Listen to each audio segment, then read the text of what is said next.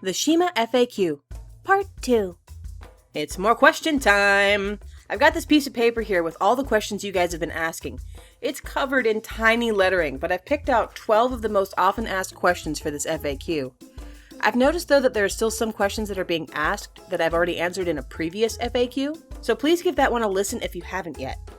Also, since a few people have been requesting to hear what one of these recordings sounds like without being edited, I'm going to leave this one largely unedited. Just kind of removing all of the long, awkward pauses, but that's pretty much it. Hopefully it won't be too bad, but we'll see. If I can scroll. Do you like your character? Definitely. I actually am pretty surprised with how similar her mannerisms and expressions are to my own. I will admit, though, that pink is never really my favorite color, but I've come to appreciate it more. Probably good, since it's, the color that Shima is. Shima's all pink. Where does the name Shima Luan come from? Way back in the day, around 2004, 11 years ago, my friends insisted that I make My friends insisted I make a DeviantArt account to host all the doodles I was drawing. I was going through my first stint in studying Japanese, so I flipped through my English to Japanese, Japanese to English dictionary, until I came across a word I liked. I chose Shima because it means island, and thinking I could play off of the saying, no man is an island. It made sense to me at the time. I just used Shima-chan for a long time until the game's second life came along. It required me to pick a surname from a list, and Luan was the one that I liked the most. I've been using Shima Luan ever since. That was my water glass. What kind of books and movies do you like? I have a pretty wide taste for both books and movies. My favorite authors are Stephen King, Dean Koontz, Douglas Adams, and Diana Wynne Jones. I also really like the Skullduggery Pleasant books by Derek Landy.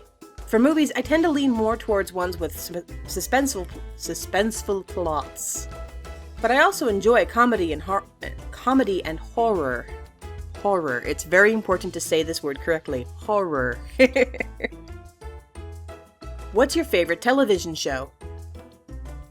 Right now I'm watching a ton of Criminal Minds on Netflix. There are 10 seasons up right now, and I'm only at season 6, 7, something like that. I don't have cable since I can't stand commercials, so everything I watch is either there or on the internet. Netflix, that is. As far as favorite shows go, though, I do love Doctor Who, Firefly, and the original BBC series of Hitchhiker's Guide to the Galaxy. What kind of music do you like? All kinds, really. There's some rap, country, and death metal that hurts my ears and head, but other than that, I'm not really that picky about my music. As long as it has a good sound to me, I like it. I listen to a lot of remixed classical music, though, so I guess that's kind of a preference.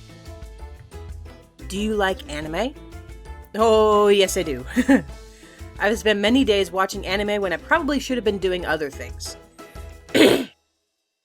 I haven't had the time to watch much recently, though. My friends are usually suggesting new ones for me to watch, but I'm actually kind of picky about what kind of anime I do end up watching. It's a bit difficult to explain, but, so maybe I'll tackle that topic another time.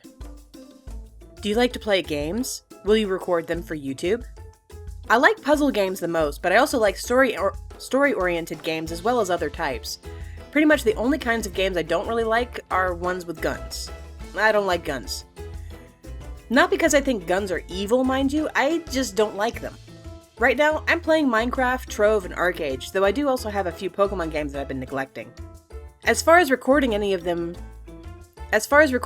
my game playing for YouTube, probably not. A lot of other YouTubers play games for their channels and do it much better than I can. Listening to me in real time, as you may be noticing, commenting on gameplay probably wouldn't be as riveting as you might think. I stumble with my words a lot. Yeah. Anyway. What do you do when you're not making videos or recording? Playing games with my friends or just relaxing with a book. I'm trying to get back into practicing the piano, but I can't play it after a certain time since my neighbors would complain, noise ordinances, all that fun jazz. One of the benefits to living really close to your neighbors. Most of the time, though, my day is so busy that my only free time is when I sleep, in which case, I dream. Oh dear. Can you sing like before? You know, it took me a long time to figure out what this question was referring to. I'd completely forgotten that I had a short bit of singing at the end of the first bloopers. Testing lines, 1, 2, 3. All complete before the 7-minute mark. To be honest though, I wish I were an Oscar Mayer wiener. That is what I'd truly like to be. For if I were an Oscar Mayer wiener, everyone would be in love with me. I don't know if I'd be comfortable. Shut up, chair. I don't know if the words, they fail my face. I don't know if I'd be comfortable doing that out of the blue, you know? Yeah, that sounded natural. Oh, this is gonna be bad. Why is your voice so soothing and or adorable? Might want to change that question after hearing this one. I get told this a lot, and to be honest, I really have no idea why. I guess it's because I'm used to how I sound, or something? I don't know. I try to speak clearly when I'm doing recordings, since my mouth likes to trip over words and mumble when I'm not careful, as we have seen. As you've likely heard throughout this video so far. I'm glad that so many find my voice pleasant, except for today. If I ever figure out what I'm doing correctly, I'll make sure to keep doing it. Have you considered making an ASMR video? I started thinking about it when people started asking about it, but I'm not sure if I will. I don't really know enough about those kinds of videos, and I don't even know if my voice gives that funny, tingling feeling ASMR sounds are supposed to give. So this one is still a big question mark for me. So this one is still as big a question mark for me as well. Wait, that didn't make any sense. What made you want to make YouTube videos? Did you just have What made you want to make YouTube videos? Did you just have ideas that you wanted to explore, or did you know someone that wanted you to try? When my voice is behaving, I actually sound pleasant, not today. For my first set of videos before... Wow, right out the gate. Okay. For my first set of videos before joining Planet Dolan, I wanted to share the older stories many may not have heard or read themselves. I love reading and I love audiobooks, so the idea seemed like a good one. There are a lot of YouTubers that have inspired me not just to become a narrator, but to also have the gumption to get out there and just do it. Unfortunately, I still had coursework to do for school, so I had to shelve the narration for a little while. I'm close to figuring out a schedule that supports all that I want to do, but I'm still a little bit like a headless chicken at the moment. So thank you everyone for all your questions. Sorry that they may not have gotten answered in the best way, but I wanted to give you guys an idea of what it actually, what I have to actually deal with when I go to edit. I have to listen to myself over and over and over again. Yay! And this one, I get to, not mess with it as much, so this should go up a lot faster than the other one did.